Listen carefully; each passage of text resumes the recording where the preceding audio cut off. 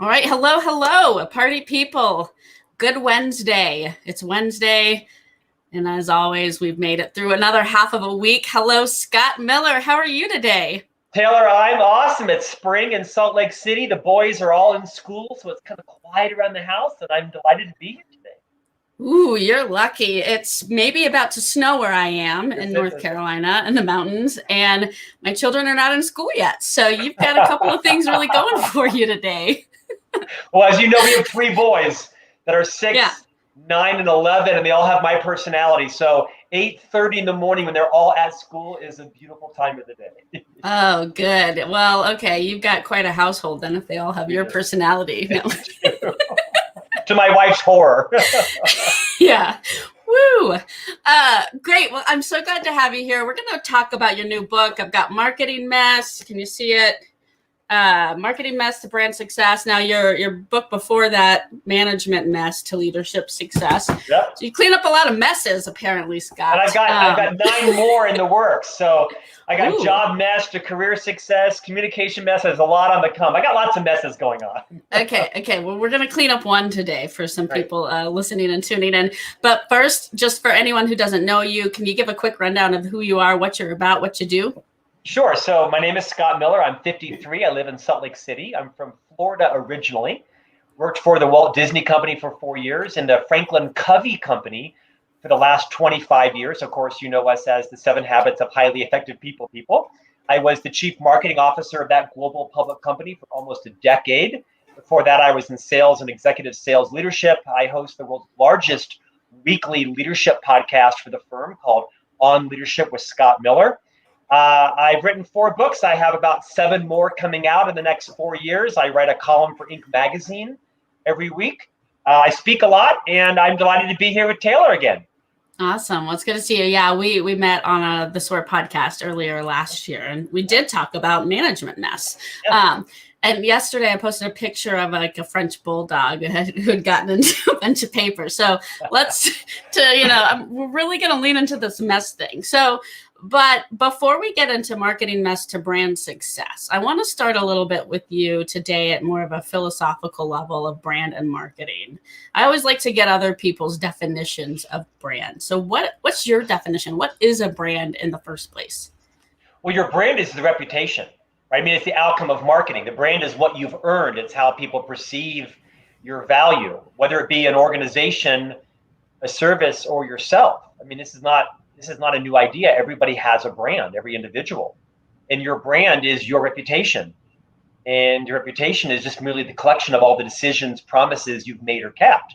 Crest has a brand and Taylor has a brand. So your brand is ideally, it's been carefully crafted. It's very deliberately, intentionally crafted through making and keeping promises, through solving problems that people care about. And so for me, the brand is invaluable. And I think a lot of marketers mistake brand and brand equity as revenue and profit and EBITDA, right? You can't staple brand to the back of a bank deposit slip and fund payroll off of it. I think a lot of marketers hide behind brand and brand equity because they're not willing to go out and own revenue. And I write a lot about in the book how I think marketers need to be really in sales. And I think a lot of marketers hide in marketing because they don't want to be in sales. So this is my opinion. I very much value brand and brand equity. I spent my entire career building it for our company and for myself. And at the end of the day, like I said, you can't staple brand to the back of the bank deposit slip and pay payroll.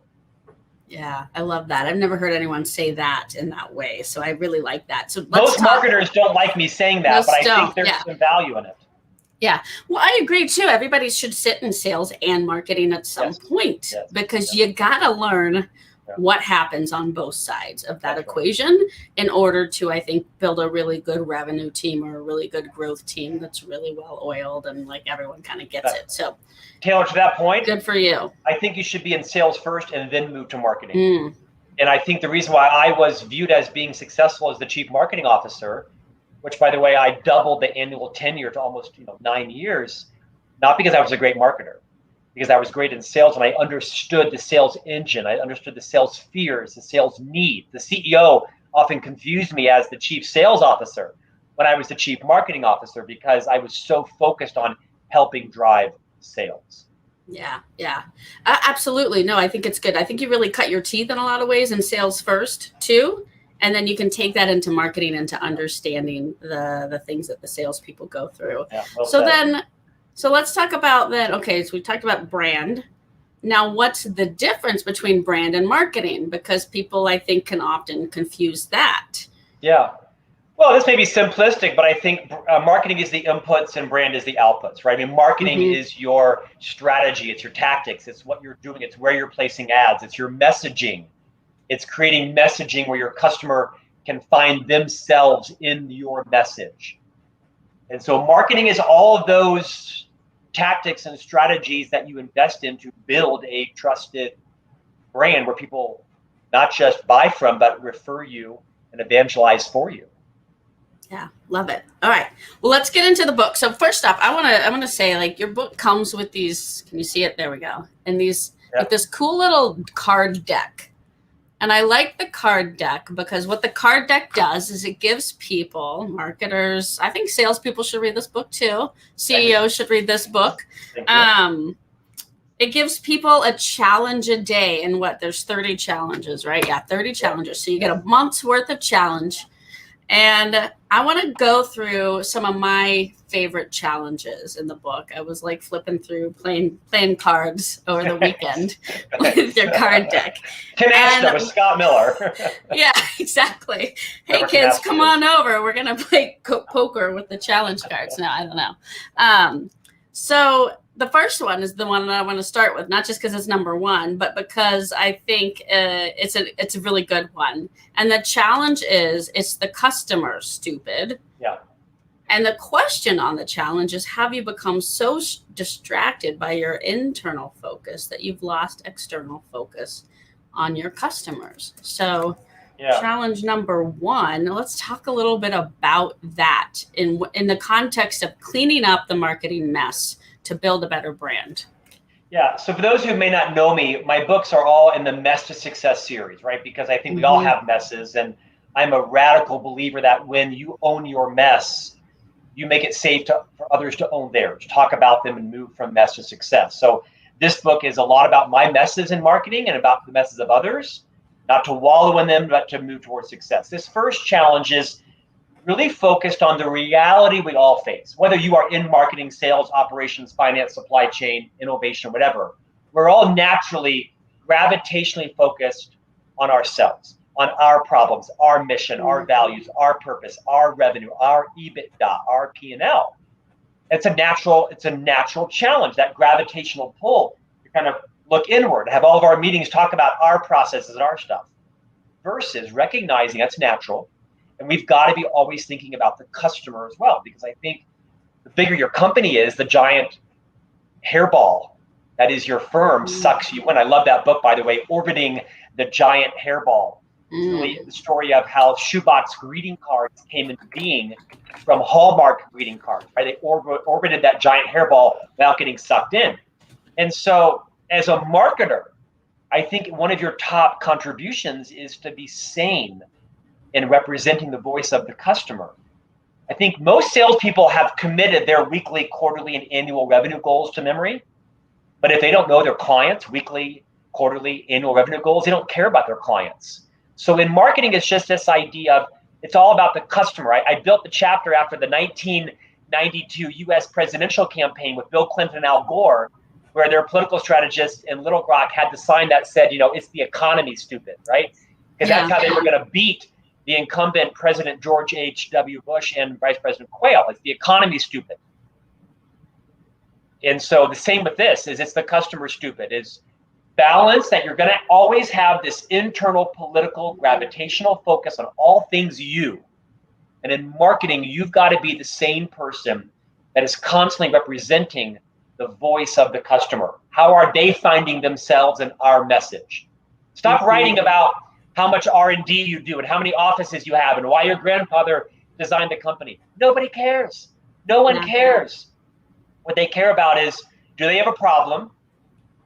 Do they have funding? And do they see themselves in your journey, right? Do they see that you are uniquely qualified to solve their problem. So turn all of your messaging onto the customer. Everything is about the customer. Yeah, you have to get in their heads. I mean, like you're making a product or a service to fill some void or fill some need or solve some problem, and it's their problem, right? It's not your problem. You've solved it. Yeah, So, there's, you know, the big idea here is that this is just common sense, right? But common knowledge isn't always common practice. I just kind of wanted to shake people up to remember. And I'll bet you if you were to inventory all of your meetings this week, the vast majority of them would be about you and not about your customers. So I'm not trying to shame you. I'm just inspiring you, reminding you to make sure that you're spending an appropriate portion of your time talking about listening to, representing your customers' needs, and not get sucked into the hairball that is your needs. Yeah. Hallelujah. Seriously. No, I agree. Way too many meetings happen about like what we think we need to say. Do you have any quick tips on how to get into the customer's head? So yeah, get out of your office. Get out of your office, literally or metaphorically, right? Is get out and ask your customers. So what are you facing? Don't ask the question, what keeps you up at night, right? Vomit. What are you facing? What do you call that problem? What are the terms you use? Because oftentimes the terms that you use to call something productivity might be leadership development, right? Or you call something supply chain and they call it vendor relations. Whatever that is, right? Is get out of your office, get out of your mind, get out of your language, shut your mouth, and listen. Says easy, does hard. Dr. Covey, the founder of Stephen R. Covey and now the Franklin Covey Company, said, you know, to know but not to do is not to know. So you can talk a good game about customer voice and knowledge. If you're not out listening, asking good questions on their agenda, not your own agenda, you're just talking a good game. Yeah, love it. Okay, we're going to move on to the next challenge. Okay, I've got challenge 7. Bruce, I'm not very good at holding these. No, you're doing a good job. You're doing a good job. Challenge 7, bruise hard and heal fast. Yes. Do you wallow in pity or can you pivot in real time? This is a good one after people have had to, you know, it's true, pivot a lot this past year. This isn't just a marketing competency, right? This is a professional competence. This is a parenting competency. This is a marital competency. I mean, this is not meant to be a prognostication, but the business owners, the professionals that are going to thrive in the coming decade are those that are able to change their mind, pivot on a dime, be agile, be nimble, and really challenge all their sacred mindsets. Because the economy is going to look very different the next 18 months than it has for the last 18 months, and before that as well too. So this one is around bruise hard and heal fast. Is not everything's about you. Don't take things so hard, so literally. I mean, there are websites dedicated to my glasses, to my hair, to how fast I talk. I mean, everyone's got an opinion who meets me, right? No one lacks an opinion on Scott Miller once you've met me. And I have to really be discerning around whose opinion I care about and if I let them bring me down or lift me up. And so in marketing, you're unique because everybody's got an opinion on marketing. Not everybody has an opinion on IT or finance. I mean, when's the last someone challenged, accounting's quarter end close process? Never, right? They've got a process, but everybody's got a marketer and everyone's got an opinion on marketing. So when you are in marketing, you're going to have to bruise hard and heal fast. What that means is be really thoughtful around, are you trying to win the battle or are you trying to win the war? And what I mean by that is I share some stories in the book of how, as the chief marketing officer, I had a lot of great campaigns, had a pretty good track record. And I brought the CEO one particular project that we'd worked our hearts out on. And he said, I don't think this is it. Go back to the drawing board. And I'm like, there's no more runway. This thing has to launch in like 24 hours. And I could have dug in, and thought him, and convinced him of my genius and the team's hard work.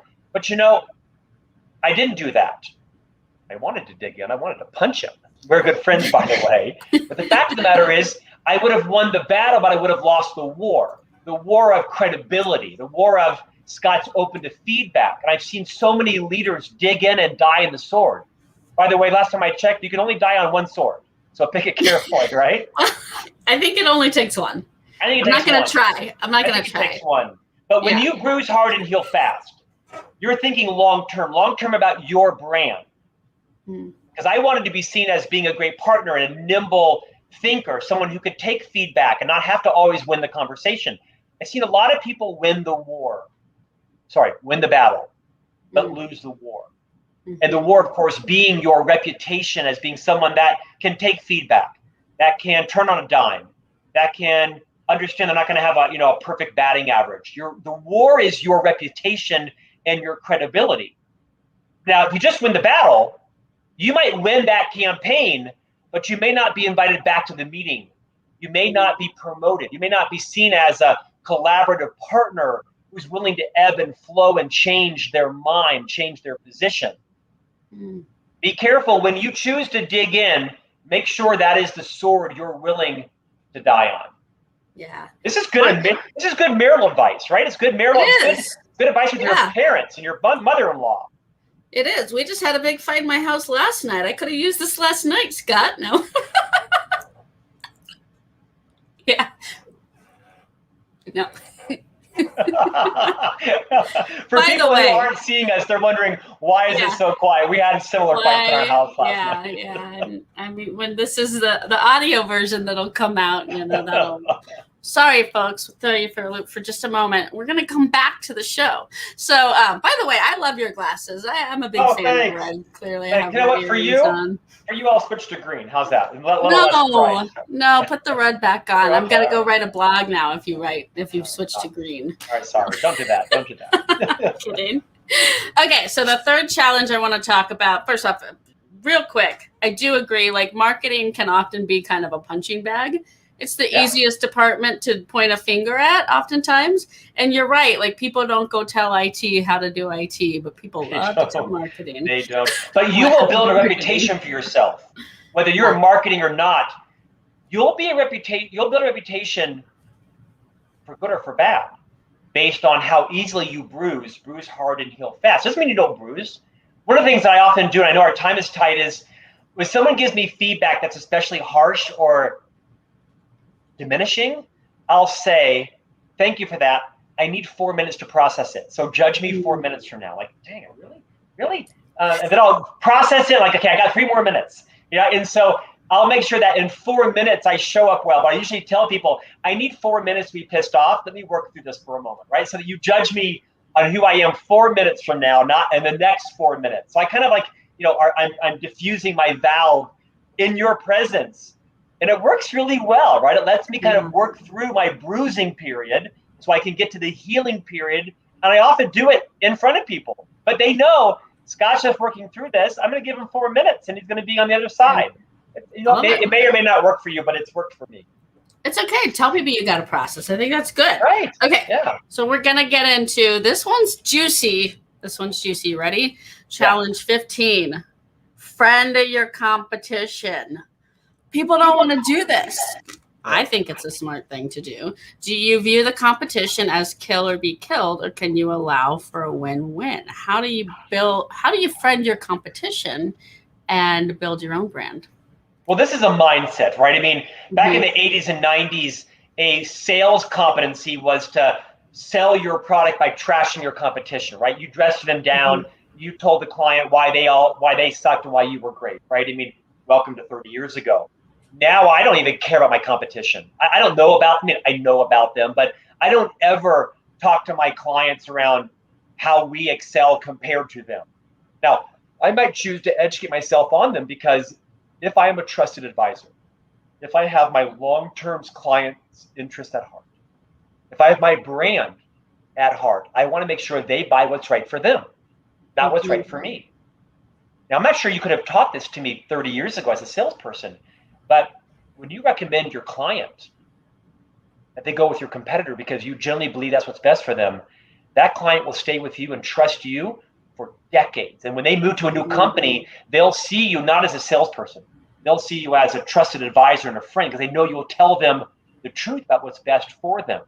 So I write a whole story in here around how I befriended the chief marketing officer of Franklin Company's most fierce rival in a good way, Vital Smarts. They are the brand company behind the book Crucial Conversations.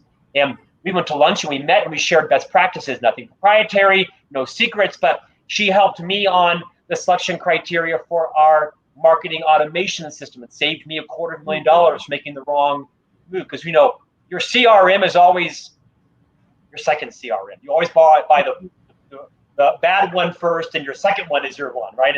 And she would email me about, how do you make your emails stronger, and what are you doing here? So I just think that the day of you friending your competition, sharing appropriately what you know with them, what they know with you, building a network, right? Because it may be that they work for you in the future, or you work for them, or when you merge, or you get the point, or make an acquisition. The days of trash talking your competition are over. If a salesperson were to come in and start trash talking their competition, they would be done with me, because I'd be thinking about their character. I'd be thinking, well, why are you so focused on what they don't do versus what you do? I'm just interested in what you do. It's my job to research them, right? I'll make the decision, but I feel like you have your product's interest at heart, not my success. This is good advice about managing your brand as a marketer, as a salesperson. Understand your competition. Don't sell against them in most cases. Sell against yourself, and then friend them to learn everything it is you need to know about them to make sure your product is better. Yeah. And if that's the case, if it's not the case, make your product better, or maybe join them, because their product might be better. Yeah, exactly. And you never know if you're gonna merge or be acquired by this competition. Wouldn't you rather be friendly with them? Yeah, it's an increasingly small world every day. Yep. Yeah. Great. I love that. And I think a lot of people don't like to talk about that, because they're like, oh, it's the competition, I can't be friends with them. I'm like, no, you can build a relationship. Yeah. It's a new day. Exactly. And the competition is good, because it means it helps to legitimize the marketplace, right? And it helps to build a bigger awareness for your industry. So for me, it's a mindset shift.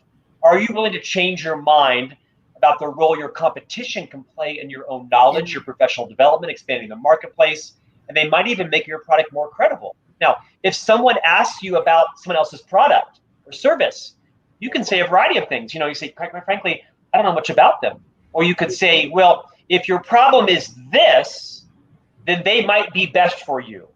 But if your problem is this, then we're probably best for you, right? You'll earn a lot of credibility if you recommend your competitor's product to solve a problem that you don't solve, versus you saying, well, we can solve that too, and then you get exposed as a fraud, and that person realizes, no, actually, you can't solve that.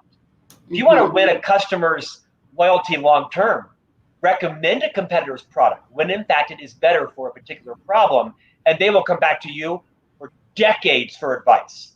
Yeah. I've seen it play out so many times. Well, you know what that does? That comes back to card number one. We're like a Seinfeld episode. We're looping back. You're Elaine. Who am I? I hate to ask. You're Kramer. You're totally Kramer. Kramer's had a rough time in his brand, so I don't know if I want to be Kramer, right? I can see you walking through the door like that. Woo! This is by far my favorite and most fun podcast this week. Well, good. Amazing. And hey, Nikki joined us. Nikki just said, hey, I saw Scott speak before, has been following you ever since. Glad you're here, Nikki. Good to see you. All right. So send money, Nikki, send money. Just send money. Send money. I don't know how to use Venmo, but my wife does. So Venmo her. He's in Salt Lake. Yeah, send money. Yeah, just send the money to Scott. Just send it to Scott in Salt Lake. It'll get it. Scott in Salt Lake, it'll make it there. They all know him. Everybody knows him there. Okay. That's because I'm the only Catholic in Salt Lake City, probably, right? So.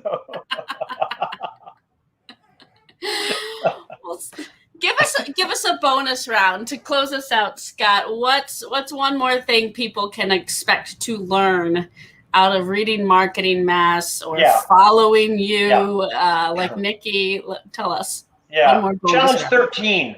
More is not better. Better is better, right? This is just about resisting that temptation to focus on quantity over quality. Is probably my biggest struggle, my biggest mess. My biggest mess is, and in a vulnerable moment, I'll tell you, is why am I craving the validation to write 4 books this year? Why am I writing 3 magazine articles this week? Why am I doing so much? I think the people that are the most disproportionately influential are the people who do the least, the best. And this is a struggle with me, is How do I resist saying to yes to everything coming my way? A TV program, a radio program, a more podcast, and the keynotes.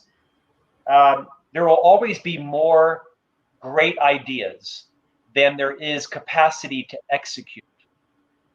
And so my best idea to marketers is to be real deliberate around what you say yes to, what you say no to, and what you cook up yourself. Because by very nature of being in marketing, you're probably a fairly, especially creative person, and you may be the problem.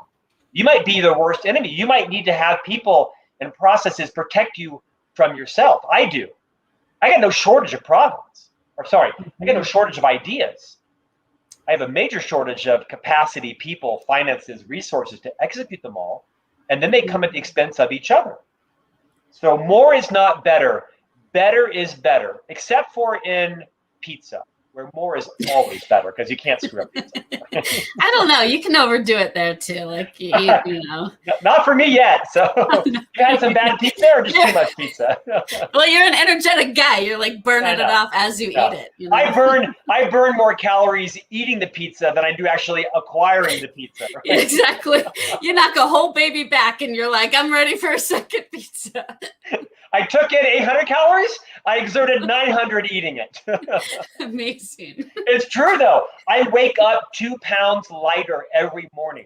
Like I go to sleep at like 176. I wake up at 174. I was sleeping. How did I burn all those calories? I know all the women out there are hanging up at me right now, right? But yeah, I do have a crazy. Scott, you gave us a lot of information. You told us your age and your weight. And my credit score. Yeah. Which I'm not proud of this month, right? No, all I need is the last 4 digits of the social. And we'll be good. You know, in my mother's maiden name, right? Yeah, exactly. Johnson. What's your dog's name? Did we talk about your dog? My favorite elementary school teacher. Oh, this has been the most fun podcast Taylor. I've done all week. So thank you. You're likable. That's a great skill set. Well, I'm glad that when you can say no to a lot of things that you said yes to joining us here on the Lift Off series today. I see Don joined us. Hey, Don. Hey, Dana. Good to see you all here. Scott, you're just a joy. We're going to talk about more messes as you have more books come out. And next time, I'd like to see you in some purple glasses. I got purple. I got every color they've got. Okay. All right. Okay. That's a challenge. The next book is orange. So the next book is Job Mess to Career Success. So I might need, you know what, purple will be good with this. Communication Mess to Influence Success. That would be good purple glasses, right? I like it. All right. Work on that, okay? You've got some time. I'll give you a few months. A few hundred pizzas. Thank you, Taylor. All right. Well, thanks so much, everyone, for joining us. Thank you, Scott. Go get the book. Go get the cards. Challenge yourself. And catch up on Management Mess as well. Also full of 30 challenges. So, like, all of these are month-long books. You can do it. You can do a challenge every day. And pretty soon I'm going to have 12 books for 12 months. No one will do anything but just read my book every month. I'll be taking over the world. Yeah. I love it. All right. Okay. We'll see you next time, everyone. Have a good week, people. Bye.